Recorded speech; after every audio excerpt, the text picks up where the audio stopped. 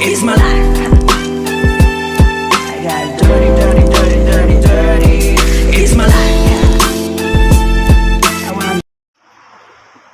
Peace out mga idol, no? For today's vlog, magpapalit tayo ng fork oil ng R15 version 2. Yan. So, kailangan muna nating luwagan ng mga tornilyo katulad nito. At ito, yan, 4 sa taas, 2 sa ibaba. So, bago mo matanggal yan, idol, tanggalin mo muna yung tapalodo at tanggalin natin yung gulong. Tapos, axle, yan, no? So, kaya tayo magpapalit ng fork oil dahil medyo malambot na yung ating shocks. Nararamdaman mo yan pag ginagamit mo, no? Nagbabounce siya.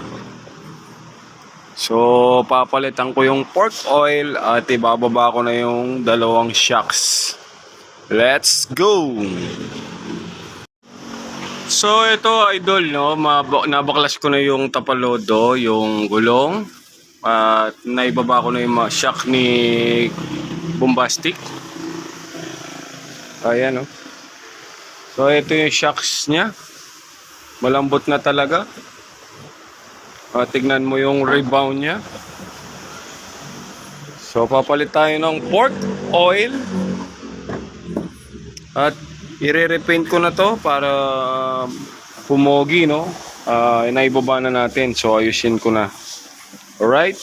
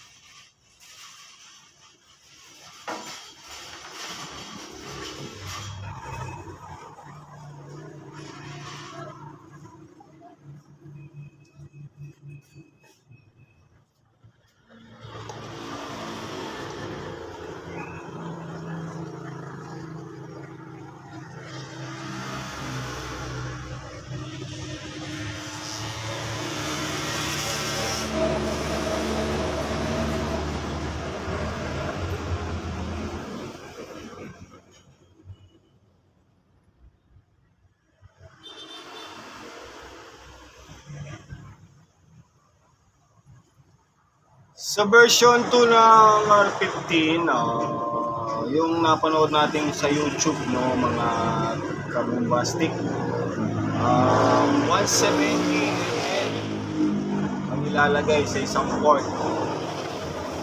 So, para makasiguro na rin, sinukatan ko na rin yung pinagtanggalan ng mga idol. Share knowledge lang po. Hindi po ako mekaniko, pero tinatry ko kung gawin yung motorsiklo ko na ako lang yung kaya ko lang gawin. Siyempre, makakamiss na tayo sa ito. Yun nga, makikita talaga natin kung ano sira. Okay? Natapos na tayo sa ating shock. Ngayon, pinipinturahan ko na lang. Natapos na tayo nagpalit ng fork oil. Yun nga, pipintahan natin para minsanan na lang, no?